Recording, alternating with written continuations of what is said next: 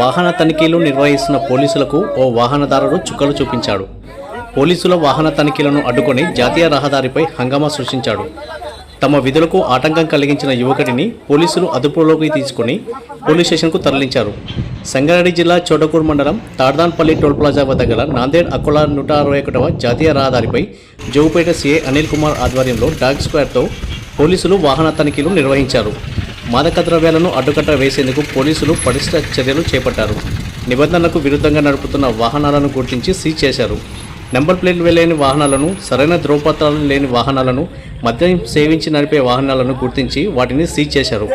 అయితే అక్కడే వాహనాలను తనిఖీ చేస్తున్న పోలీసులకు ఓ యువకుడు తగిలాడు. తన వాహనాన్ని సీజ్ చేశారన్న కోపంతో రహదారికి అడ్డంగా పడుకొని నానా హంగామా సృష్టించాడు. పోలీసుల వైఖరిని నిరసనగా వాహనాల రాకపోకలకు ఆటంకం కలిగిస్తూ తోటి వాహనదారులకు ఇబ్బందులను గురి చేశాడు.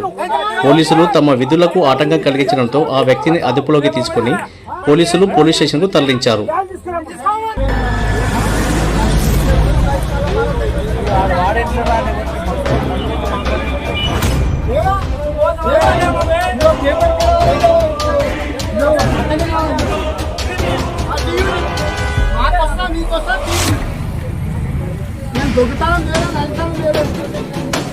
నా బండి బండి మీరు